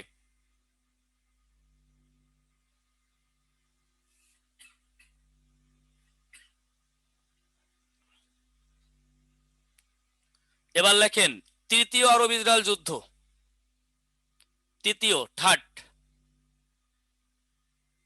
তৃতীয় আরব ইসরায়েল যুদ্ধ।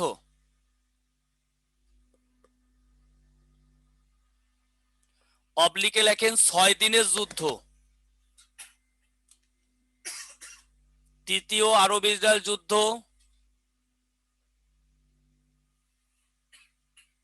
অথবা 6 দিনের যুদ্ধ।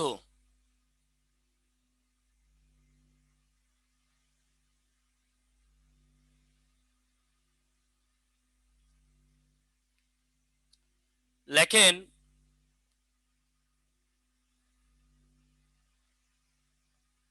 এই যুদ্ধের, এই যুদ্ধ 6 দিন ব্যাপী চলে, তাই একে 6 দিনের যুদ্ধ বলা হয়। এই যুদ্ধ 6 দিন ব্যাপী চলে, তাই একে 6 দিনের যুদ্ধ বলা হয়।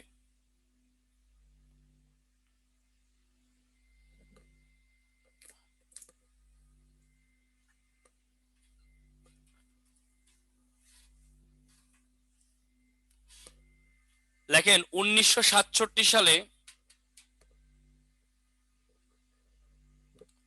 1967 সালে মিশর ইরাক প্রণালী বন্ধ করে দিলে, 1967 সালে মিশর ইরাক প্রণালী বন্ধ করে দিলে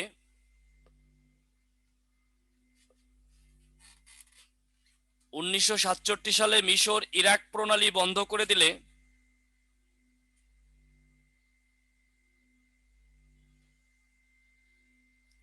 ইসরায়েলের সমুদ্র বন্দর, ইসরায়েলের সমুদ্র বন্দর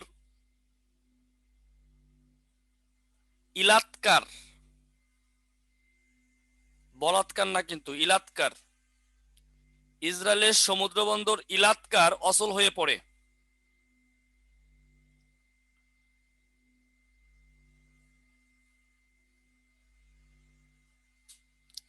ইসরায়েলের সমুদ্র বন্দর ইলাতকার অচল হয়ে পড়ে।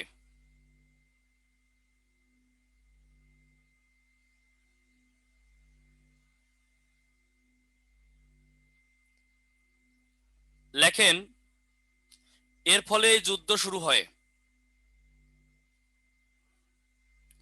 এর ফলে এই যুদ্ধ শুরু হয়।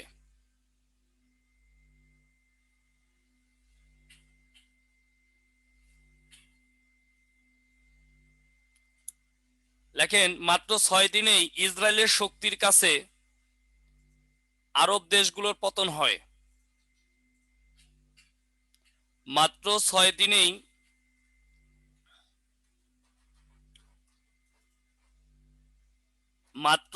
দিনেই ইসরায়েলের শক্তির কাছে আরব দেশগুলোর পতন হয়।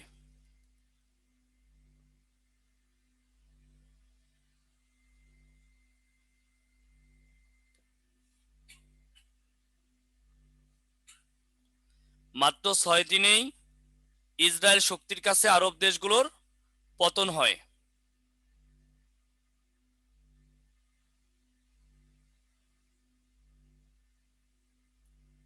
লেখেন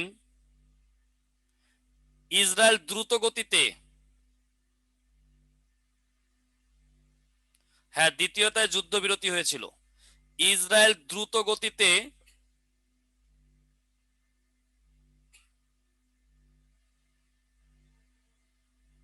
সিনাই উপত্যকা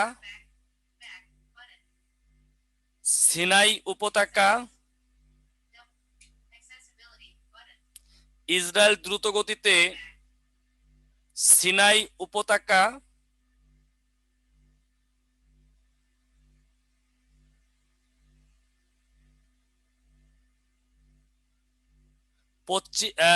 জেরুজালেম, পূর্ব জেরুজালেম পূর্ব জেরুজালেম সহ গুরুত্বপূর্ণ স্থান দখল করে নেয়। পূর্ব জেরুজালেম সহ গুরুত্বপূর্ণ স্থান দখল করে নেয়। পূর্ব জেরুজালেম সহ গুরুত্বপূর্ণ স্থান দখল করে নেয়।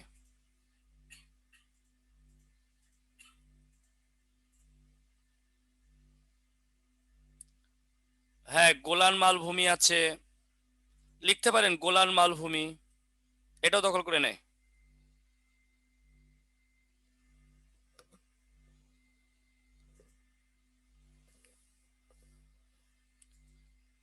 লেখেন চতুর্থ আরব ইসরায়েল যুদ্ধ।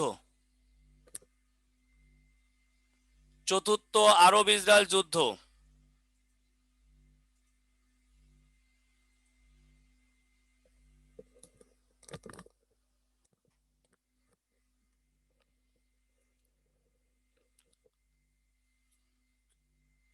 লেখেন এটি 1973 সালে সংগঠিত হয়। এটি 1973 সালে সংগঠিত হয়।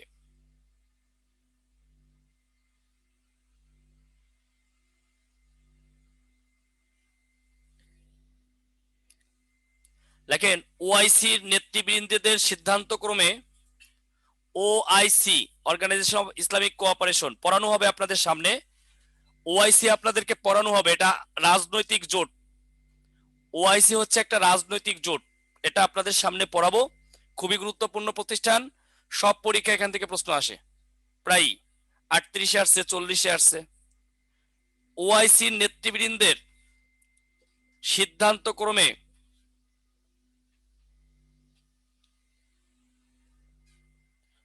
মধ্যপ্রাচ্য দেশগুলি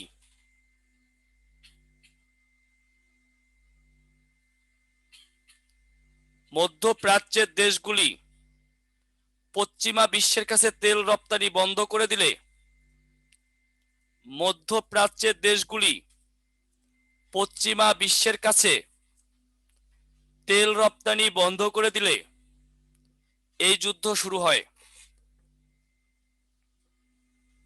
মধ্যপ্রাচ্যের দেশগুলি পশ্চিমা বিশ্বের কাছে তেল রপ্তানি বন্ধ করে দিলে এই যুদ্ধ শুরু হয়।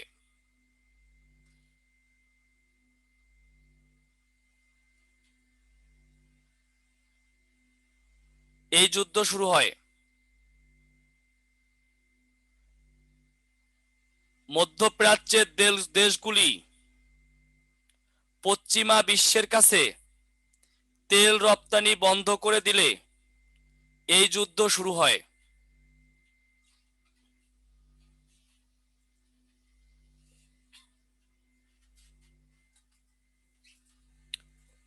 এই যুদ্ধে পশ্চিমা দেশগুলো আরব দেশগুলোর কাছে পরাস্ত হয়। এই যুদ্ধে পশ্চিমা দেশগুলো আরব দেশগুলো, পশ্চিমা বলতে এখানে যুক্তরাষ্ট্র, ব্রিটেন, ফ্রান্স এবং সাথে ইসরায়েল, এরা, এই যুদ্ধে পশ্চিমা দেশগুলো আরব দেশগুলোর কাছে পরাস্ত হয়। লেখেন, এটিকে বলা হয়, পরীক্ষায় আসে, তেল অস্ত্রের ব্যবহার হয় প্রথম কবে? লেখেন, এটি পৃথিবীতে প্রথম তেল অস্ত্রের ব্যবহার। এটি পৃথিবীতে প্রথম তেল অস্ত্রের ব্যবহার। এটি পৃথিবীতে প্রথম তেল অস্ত্রের ব্যবহার। এটি পৃথিবীতে প্রথম তেল অস্ত্রের ব্যবহার।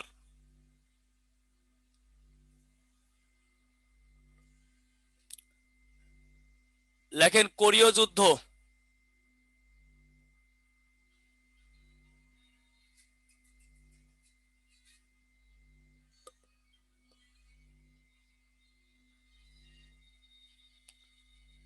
লেখেন, কোরীয় যুদ্ধ। কোরীয় যুদ্ধ শিরোনাম করেন। লেখেন, এটি 1950 সাল থেকে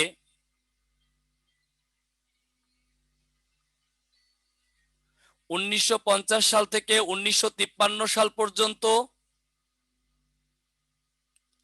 1950 সাল থেকে 1953 সাল পর্যন্ত উত্তর কোরিয়া ও দক্ষিণ কোরিয়ার মধ্যে যুদ্ধ সংঘটিত হয়।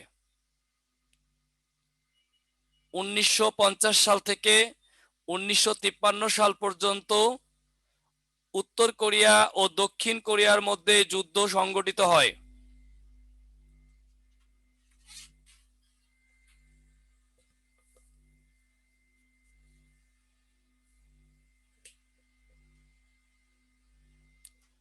শোনেন, এই যুদ্ধে পৃথিবীর দুই পরাশক্তি যুক্তরাষ্ট্র এবং সোভিয়েত ইউনিয়ন জড়িয়ে পড়ে এবং তারা হচ্ছে জাতিসংঘের নিরাপত্তা পরিষদের স্থায়ী সদস্য। এই কারণে এখানে জাতিসংঘের নিয়ম আছে, যদি জাতিসংঘের নিরাপত্তা পরিষদ যুদ্ধে জড়িয়ে পড়ে তাহলে সাধারণ পরিষদ সিদ্ধান্ত গ্রহণ করবে। এই কারণে সাধারণ পরিষদের সিদ্ধান্ত ক্রমে যে ঘটনাটি ঘটে, লিখবেন যে নিরাপত্তা পরিষদের দুই অন্যতম সদস্য, নিরাপত্তা পরিষদের দুই অন্যতম সদস্য যুক্তরাষ্ট্র ও সোভিয়েত ইউনিয়ন, দেশ নিরাপত্তা পরিষদের দুই অন্যতম সদস্য যুক্তরাষ্ট্র ও সোভিয়েত ইউনিয়ন এই যুদ্ধে জড়িয়ে পড়লে, এই যুদ্ধে জড়িয়ে পড়লে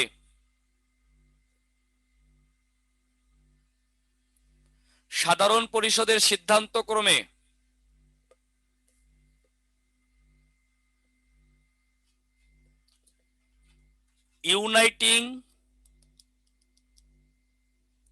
ইউনাইটিং পিস ফর রিসলিউশন,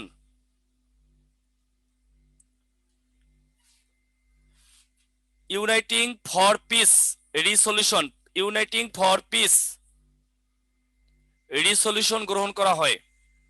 আবার আমি বলতেছি, লিখে নেন, ইউনাইটিং ফর পিস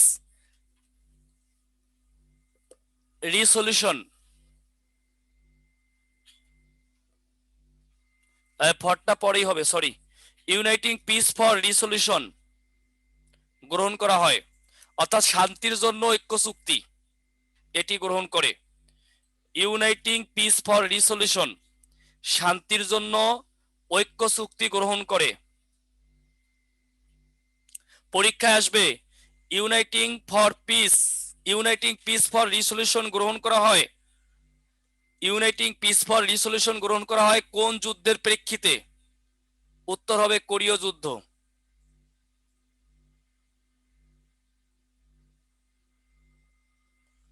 শিরোনাম করেন ভিয়েতনাম যুদ্ধ।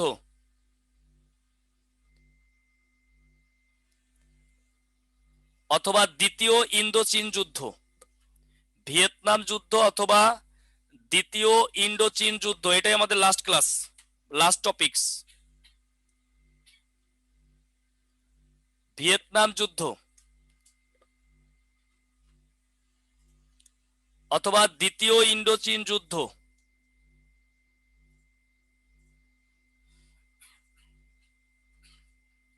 এই যুদ্ধ শুরু হয় 1955 সালে, শেষ হয় 1975 সালে। 20 বছর। এটা 20 বছর মেয়াদী যুদ্ধ।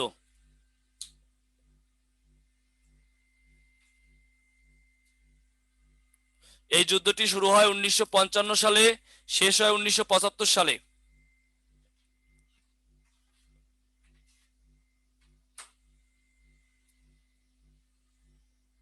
লেখেন, উত্তর ভিয়েতনামের পক্ষে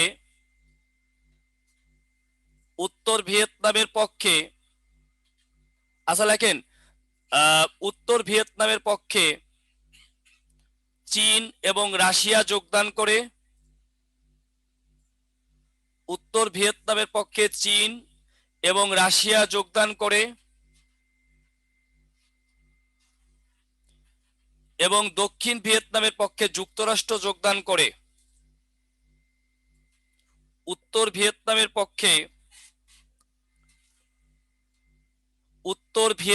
পক্ষে শোনেন, বাংলাদেশ আন্তর্জাতিক ভূগোল নৈতিকতা, এই 70 মার্কসের শর্ট সাজেশন মূলক বেসিক জিকে বই 15 তারিখ মার্কেটে পাবেন। এটা সম্পূর্ণ আমার লেখা, এটা 15 দিন পড়লে কমপ্লিট করতে পারবেন। আর এটা তথ্য পেতে আমার গ্রুপের সাথে থাকতে পারেন, পিকে জব ক্লাব, এটা আমার গ্রুপ। এটার সাথে থাকলে তথ্য পাবেন। আর খুঁজে না পাইলে খুঁজে পাবেন, সার্চ দিলেই পাবেন। এফবি আইডি হচ্ছে PROLAY PAUL, এখানে পাবেন আপনি।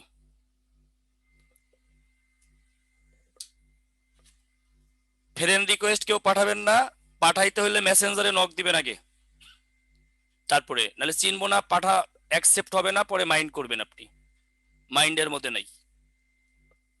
ঠিক আছে?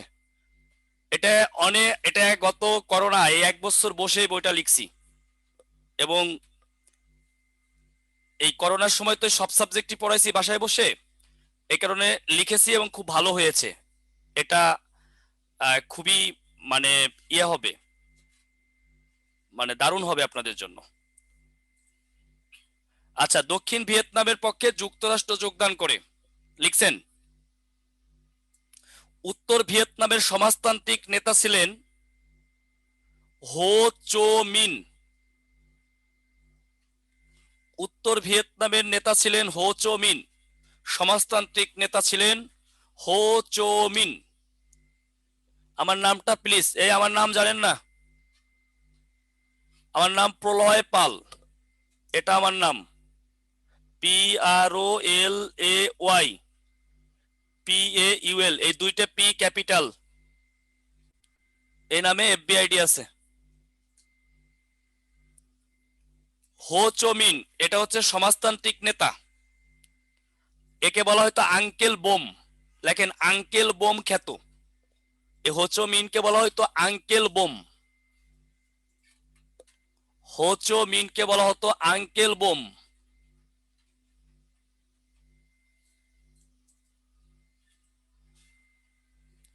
Uncle bomb.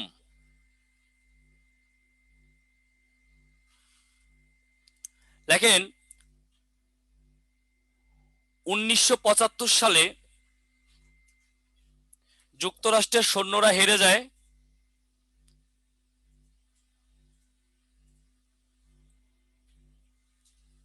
এবং ভিয়েতনাম থেকে বিদায় নেয়।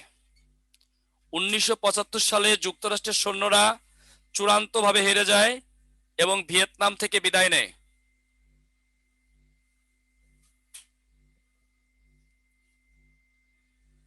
তার যুদ্ধের কৃতিত্বের জন্য তাকে বলা হয়, সে বোমার মতোই ফাটতো, মানে তার কথা, আওয়াজ, তার নিশানা দিক নির্দেশনা, এই জন্য বলা হয়েছে। আমি বলছি 1975 সালে যুক্তরাষ্ট্রের সৈন্যরা চূড়ান্তভাবে হেরে যায় এবং বিদায় নেয়। আফগান যুদ্ধ, ইরাক যুদ্ধ কবে পড়াবেন? আগামী ক্লাসে। চুক্তি আর যুদ্ধ এক ক্লাসে শেষ করব, তারপরে জাতিসংঘে ঢুকবো।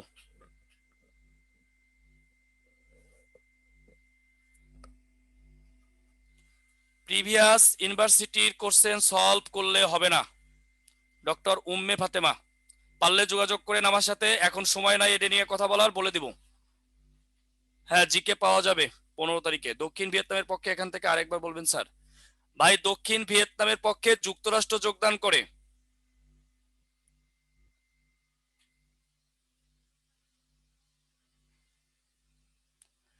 এবং যুক্তরাষ্ট্র চূড়ান্তভাবে হেরে যায় এবং ভিয়েতনাম থেকে বিদায় নেয়। আচ্ছা লেখেন, এই যে ভিয়েতনাম, এই ভিয়েতনাম মূলত 17 ডিগ্রি বরাবর ভাগ করা ছিল। 1976 সালে দুই ভিয়েতনাম একত্রিত হয়। এটা পরীক্ষা অনেকবার আসছে। দুই ভিয়েতনাম একত্রিত হয় কত সালে? 1976 সালে। লেখেন 1976 সালে দুই ভিয়েতনাম একত্রিত হয়। 1976 সালে দুই ভিয়েতনাম একত্রিত হয়।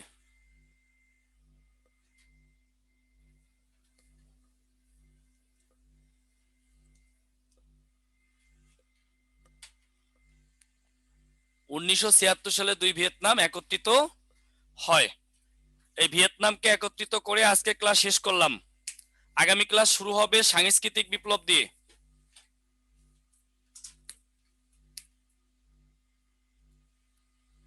ভালো থাকেন। কোনো কথা আছে? সুয়েজ খালকে জাতীয়করণ করা মানে মিশরের দখলে নিয়ে যাওয়া পুরোপুরি, তাই যুদ্ধ হয়। থ্যাংক ইউ স্যার, অসাধারণ একটা ক্লাসের জন্য অনেক কিছুই ক্লিয়ার হলো। ধন্যবাদ সবাইকে, ধন্যবাদ। Thank you sir, thank you সবাইকে, ধন্যবাদ। কারো প্রবলেম হলে যোগাযোগ করবেন। উত্তর ভিয়েতনামটা আবার মেনি মেনি থ্যাংকস স্যার। আর উত্তর ভিয়েতনামে ফেরা সম্ভব না। পিডিএফ পাবেন, রেকর্ডিং শুনে নিন। ভালো থাকেন, শুভরাত্রি।